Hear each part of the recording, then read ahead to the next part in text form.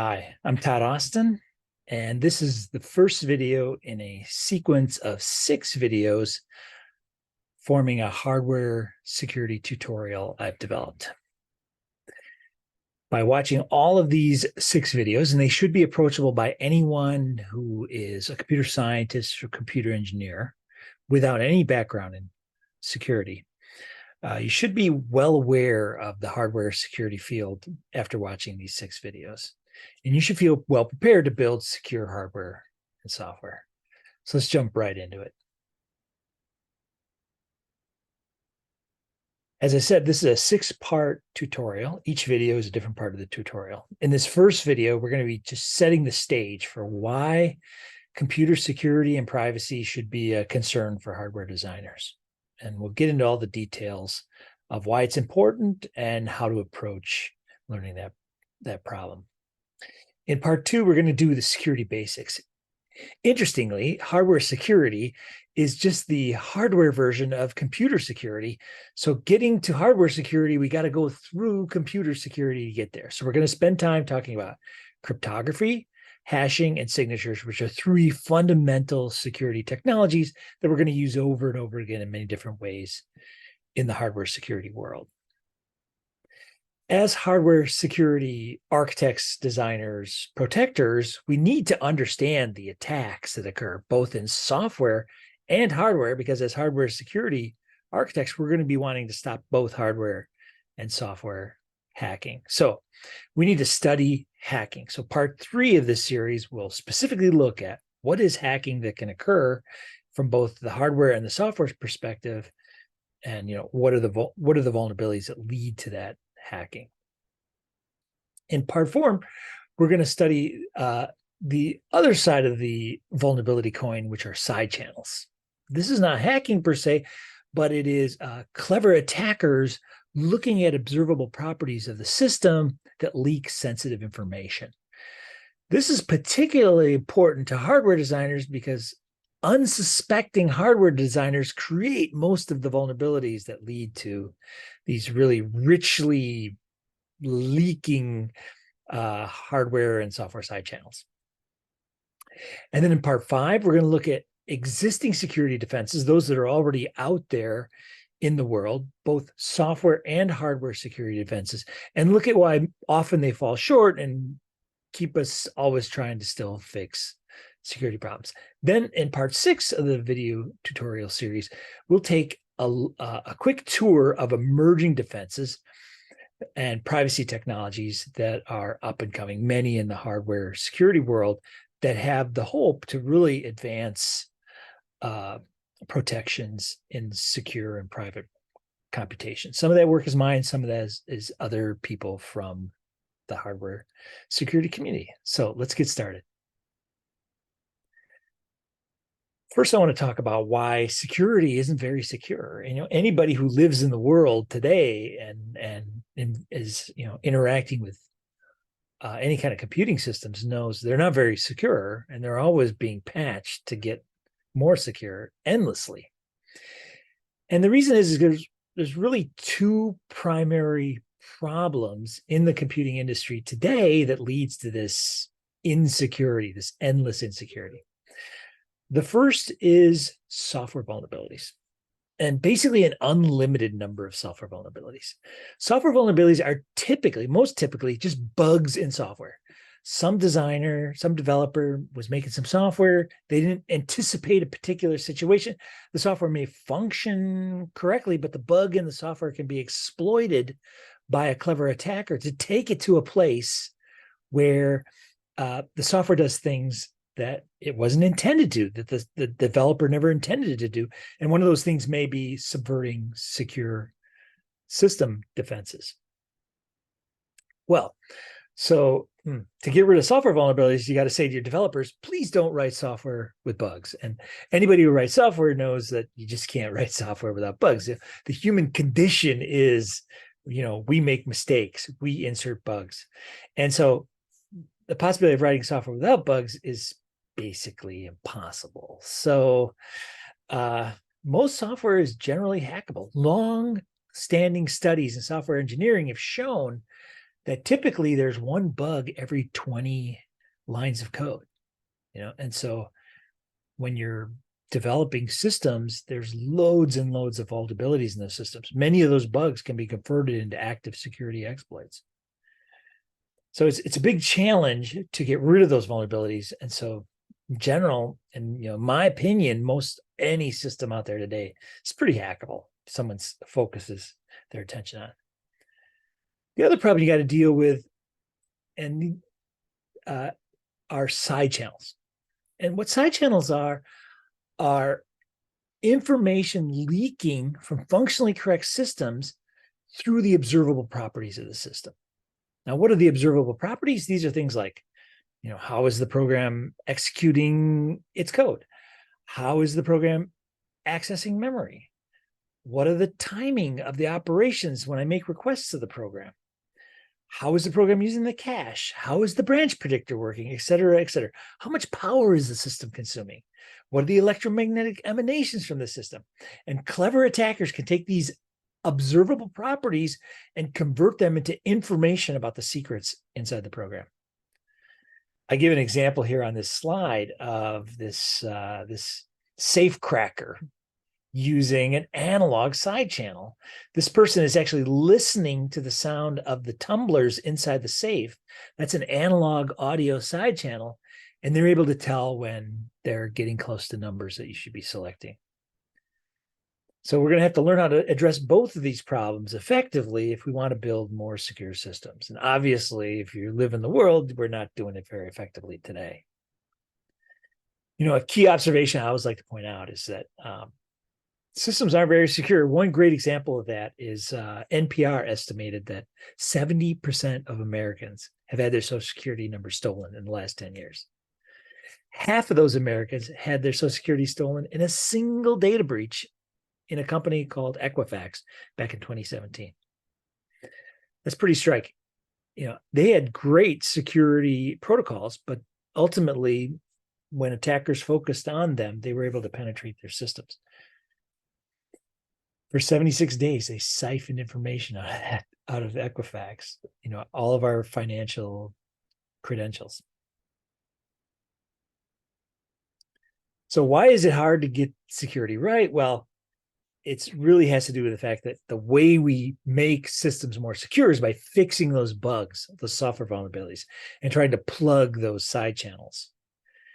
And the problem is we don't know how to fix all the bugs. We don't know how to silence all the side channels. We don't have the ability to do that.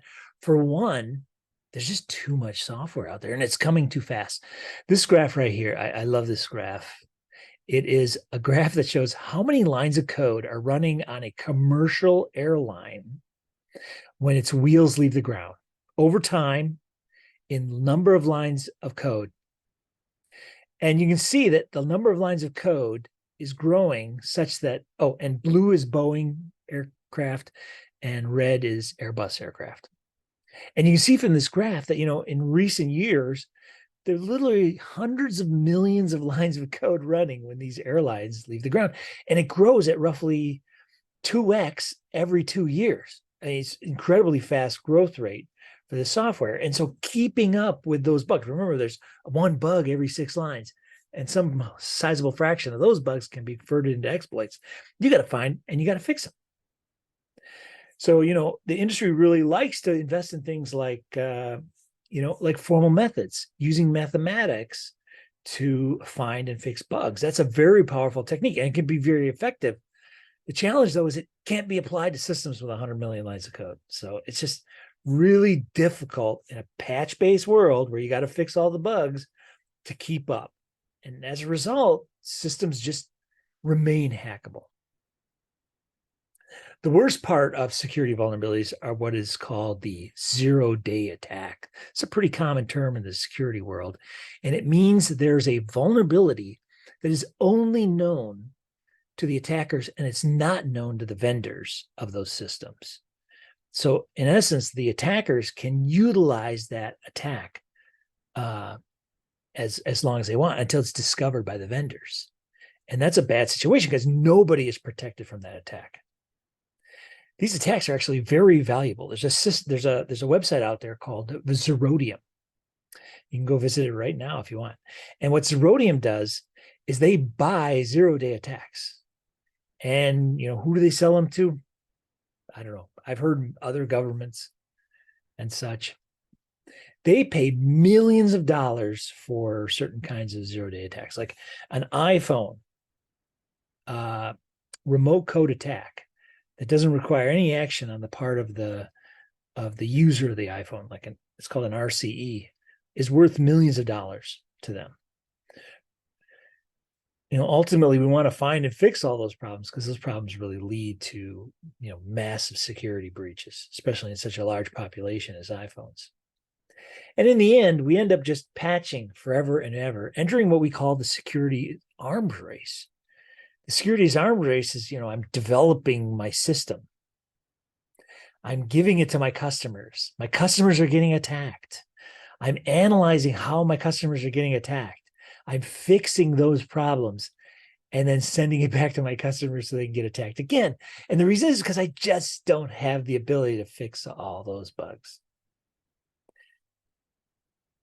To make matters even worse, it's actually a lot more easy to be an attacker than it is to be a protector. And this asymmetry in the complexity of attacking versus defending is really because to attack, you just need to know one vulnerability and how to exploit it. To protect a system, you need to plug all the possible vulnerability holes to make sure nobody can get in. And that's way harder than just finding that one vulnerability. And this graph, I really love this study. It's old, but I always put it up because it's so striking. This is a study done by DARPA, a guy named Peter Zatko, Mudge, they call him, at DARPA. And it shows in green here the increase in the size of code used to protect systems. So things like network flight recorders, antivirus software, etc., unified threat management. These things are growing on a log scale, roughly 2x every 2 years in complexity to try and protect systems. And spoiler alert, they're not doing a very good job. And then the red line here, which looks horizontal, you're seeing the rate of growth in malware over time. And this is over 35 years. And you can see the rate of growth in protection software is roughly 2x lines of code every 2 years. And the rate of growth in malware is 40% in 35 years, which is just a tiny bit bigger 35 years later, whereas the protection software is doubling every 2 years. And that's just because of this fundamental asymmetry in how hard it is to protect systems. And consequently, the gap between what we can do and what attackers can penetrate is just growing. And it's why security never gets better. It seems like it never gets better because it's probably not. And then I think it's important to think about why people attack systems. And not all people who attack systems are evil. Many, well-meaning people attack systems as well. But here's some reasons why people attack systems. In particular, many people want to gain control without your knowledge of systems so they can add them to a botnet. A botnet is basically a collection of machines doing their normal duties for their owners, but also doing duties for the botnet controller, doing things like sending spam, doing Bitcoin mining, denial of service attacks. Here at University of Michigan, we just got hit by what seemed to be a denial of service attack. They can really wreak havoc with your networks. And so these botnets really serve to do this. Second thing is people want to get access to your private information, your PII, your personally identified information, because A, it's valuable. B, they can use it to impersonate you and get access to your ability to get credit, et cetera. They can use your credit cards to buy things, et cetera. So it's, that is certainly an incentive to penetrate your systems. Third, this is an interesting one. Attackers often want to embarrass and punish individuals and institutions. Great example of this was Sony. The company Sony had they released the PlayStation And for many years, the PlayStation could run Linux. And then they decided one year, oh, we're not going to allow you to run Linux on it anymore. And the attacker community got upset about that and basically did denial of service and took down PlayStation Network for many months, basically to punish those people.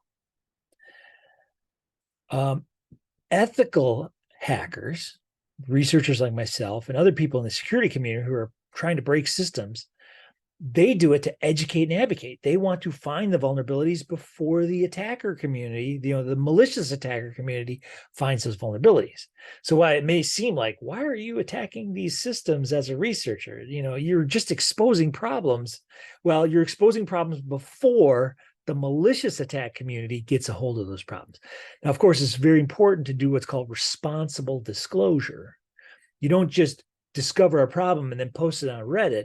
You have to disclose to the vendors who control the systems that you're hacking, and you typically give them 3 to 6 months to fix those problems. Now, if they don't respond, you still release the information after 3 to 6 months, but you have to give them a chance to try and fix those problems first, because you don't want to create a 0-day exploit in your effort to try and make the world a more secure place. Another reason why ethical hackers hack is to advocate. And I think a great example of this was the Firesheep Mozilla add-on from the mid 2000s.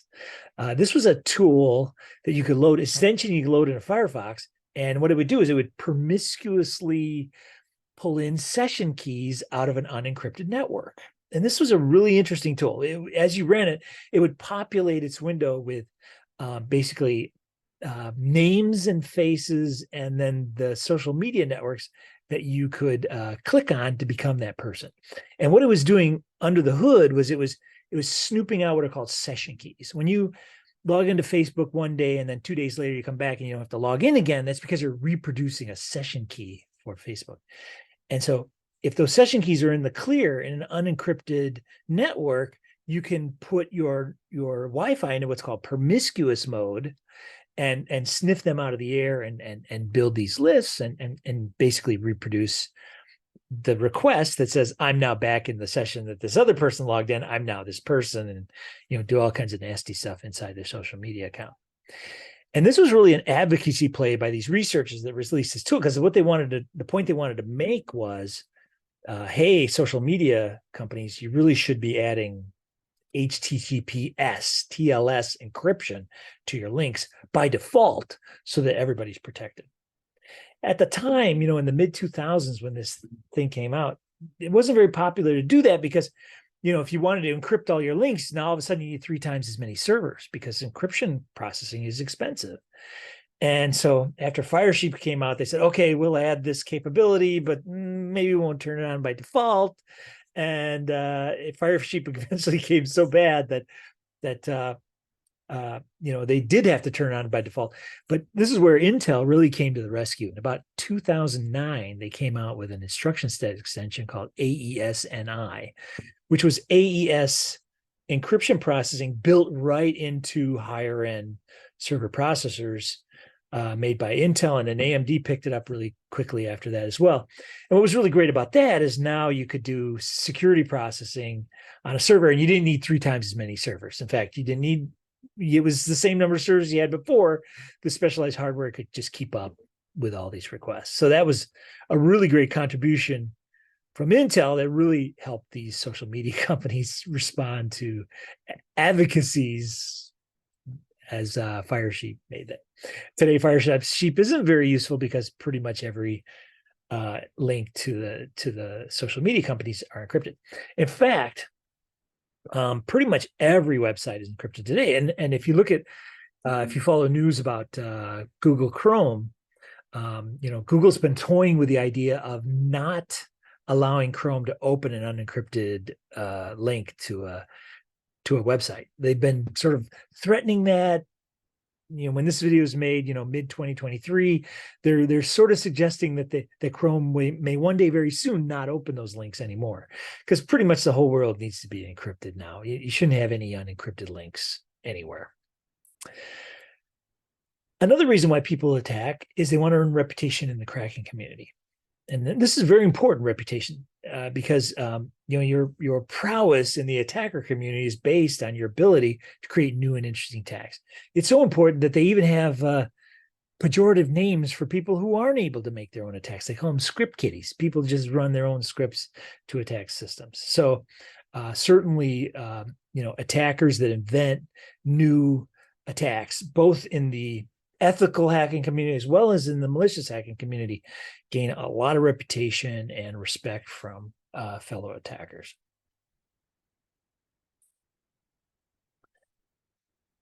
Now, as I said earlier, you really can't ever build a system that's completely secure. It's just not possible. There's always a weak point somewhere where it can be hacked, and sort of ingesting that as the way the world works is pretty important in security, right? Thinking that something cannot be penetrated, you're probably going to put yourself in a position where you're not being vigilant enough on what your true vulnerabilities are. And so I always like to tell my students that the goal of the designer, the developer, the architect in making secure systems is really about winning the bear race. Now, what's the bear race? The bear race, it comes from this old joke, right? There's a bunch of people sitting around a campfire, enjoying each other's company, and all of a sudden a giant grizzly bear pops out of the woods and starts running towards the campfire. And the question you ask yourself is, how fast do you have to run to not get eaten by that bear? And the reality is you don't have to be the fastest runner in the group to not get eaten by the bear. You have to be not the slowest runner, right? So in essence, what this means is that you want to not be the most attractive target to hack. And what makes you attractive is your value to the attacking community. And the value is a very complex function that's made up a lot of different aspects. But one aspect that we definitely have control over is how easy are our systems to attack. As you make a system more difficult to attack, it will be less likely that it is attacked because more attackable systems will become a more delicious target to the attackers, right? You can never make your system, impossible to attack, but you can make it so hard that they just go somewhere else to attack, right? It's just not worth messing with that system. We're going to attack these systems that don't care so much about security. But there's many other aspects of what makes a system interesting to attack. Certainly population is very important, right? Google Android vulnerabilities are very valuable because if you can penetrate a Google Android phone, you all of a sudden have 1 billion phones that you can get into, right? So that's really important. So because of that large population, attackers will expend significantly more effort and more attackers will be working in tandem to try and penetrate that. So as your population grows, you've got to really ramp up your ability to make attacking hard, or you're going to quickly lose. In addition, what is inside that system that is so valuable? If the system is holding things that are very invaluable, then again, attackers will work very hard to penetrate. Like the Equifax breach, right? That held financial credential information. And they had very good, sort of industry standards security protocols in that company, but, so valuable to get in there that, there was just really novel techniques to get into that system that were applied. A great example of the loot being so valuable, causing such a novel attack, is to look at what was called the Stuxnet virus. The Stuxnet virus was a virus that basically affected the whole world in an effort to mess with some machinery in Iran that was doing uranium processing. and they even had to move across an air gap to get into the machine. It was incredibly interesting attack and directed at the whole planet just to get at one machine, because what was happening on that particular uranium processing machine was of so much interest to the still yet undiscovered attackers of that system. Another really interesting aspect of this value proposition is how much goodwill is there towards your company. A company like, the Red Cross probably doesn't generate a lot of hate with the attacker community. And so they won't get that little extra bonus. Whereas like when Sony took away Linux operating system from the PlayStation, they lost a lot of goodwill with the attacker community, and it led to them being sort of focused on punishing them. So one aspect of this is you'll see a lot of companies that care about security working hard to develop a good relationship with both the ethical and the malicious attacking community through the form of, for example, bug bounties, paying people money to disclose vulnerabilities. All right, so that's some information why people attack. I'd like to just spend a little bit of time towards the end of this lecture talking about what is the difference between security and privacy. And often you'll see them bundled together when people talk about them, but they're really two distinct things. And I want to just spend some time talking about my definition of security versus privacy. This is my definition, pretty good definition, I would say, because it seems to fit with my research well. It seems to fit with other people's research, but it is one of these topics that people will endlessly argue. But here's my definition. For me, security is simply the process of trying to stop hacking. And we typically, in the hacking world, talk about the CIA of a system. It's confidentiality. Are people able to see stuff that they shouldn't see? It's integrity. Are people able to manipulate what the system is doing without being detected? And availability. Are people able to take the system offline so I can't use it when I want to use it? Security is really the endeavor, the science and the engineering and the goal of ensuring that a system is confidential, has computational integrity, and is available to its users when they want to access. Privacy, on the other hand, is technologies which give to the owners of data the ability to control the confidentiality, the integrity, and the availability of a system. So it's about handing the keys of what can be done to data to the owners of data. Okay. So for example, if I give you my genome, I don't let you see my genome. I only let you see if this particular allele is in my genome, for example, but you can't see anything else. That's a privacy technology, for example. These two fields, they're partially overlapping. They do share a relationship to each other. And these questions will help us sort of tease out what is the relationship between them. First, consider, is it possible to have strong privacy without strong security? And I would say pretty clearly the answer is no.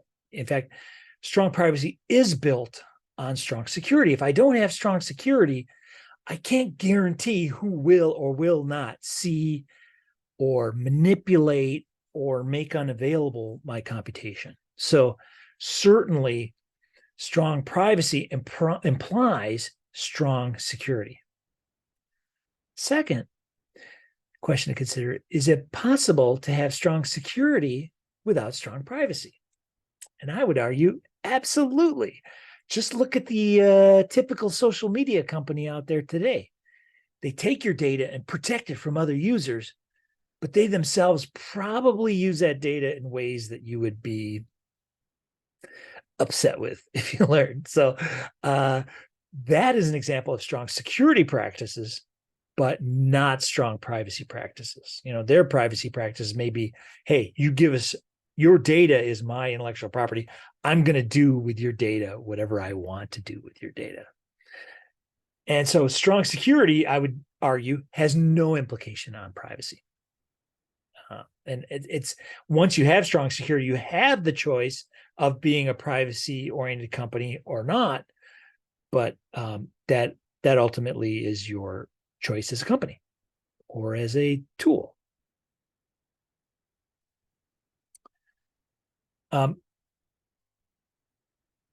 In terms of privacy, one of sort of the key things to look at is how data is shared in the world. right? Because when we share data, when I put my posts on your social media site, when I upload my genome to your to your website that analyzes genomes, when I put my financial data into your bank app, who gets to see that data? What gets to be done with that data?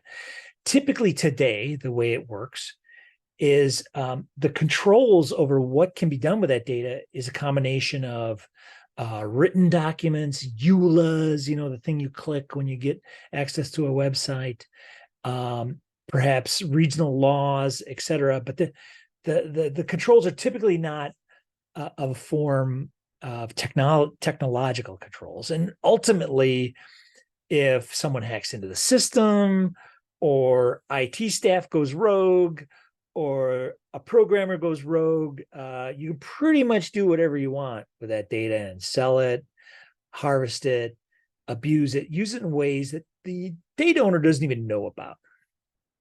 And so data sharing today is pretty risky, I would say, quite risky. And there's really no guarantees on what could possibly happen. Now, in the privacy community, there's a lot of focus on what are called privacy enhancing technologies, or PETs. So PETs is a real common term in the world of privacy. And what these PETs do is they limit trust between sharers and data sharers. Just to give you an example of what limiting trust means, have you ever gone to a hotel and they have those cookies out when you come and they say only 2 cookies, please? And and then my kids come up and they basically sweep the entire plate empty because they're really just trusting that people will not take more than 2 cookies. And if they do, oh, well, that's too bad. But that's full trust. That is trusting that you will not violate the terms of the agreement on the cookie plate. And zero trust, which is what PETs really strive for, is I don't have to trust whether or not you want to take more than 1 cookie. I'm going to use this lock and key to lock these cookies up. And when you want a cookie, I'm going to take 1 cookie out and give it to you using a technology called a padlock. So you will not be able to take more than 1 cookie. So in essence, in a zero trust system, I'm not trusting my sharing partners at all. And so with PETs technologies, you can build these zero trust data sharing frameworks. And just to describe them most generically, and we'll get into these and more when we get to the last lecture of this series where we talk about PETs, emerging technologies. These PET technologies really enable zero trust data sharing, where the data owner, she can actually share data with this zero trust data user. And the way she shares it is in encrypted form, either through anonymization, through strong encryption, through a variety of differential privacy, through a variety of technologies. But essentially, it's been encrypted and prepared in a fashion where he only gets to see what she allows him to see. What analyses can he perform? What results of those analytics can he see? And maybe even over what duration of time does he get permission to do that? And in the end, you get these cryptographic strength controls over the system where she no longer has to trust him to honor that agreement. That agreement is enforced with mathematics and cryptography. So these are awesome technologies. What they really allow people to share with each other when they don't trust each other. And what that does is it gets data back into sharing. It makes it easier to discover rare diseases, diagnoses for rare diseases. It makes it easier to find financial fraud and reduce the cost to all of us of using things like credit cards. So these are really exciting technologies. And we'll take a deep dive on those when we get to the 6th part of this series. All right, that's the end of part 1. That's why we're here, to study hardware security and the basics of security and privacy. Please watch the remaining 5 episodes. They'll be coming out shortly if you're watching this video fresh, and I'll have them up on YouTube for as long as people want to view them. And don't hesitate to reach out to me if you have any questions. I do these series. Also, I can do them on site for companies that are interested in that through my consulting company. So feel free to reach out. I'm always delighted to interact with people that are watching my videos, and wish you a good day, and see you on the next video. Take care.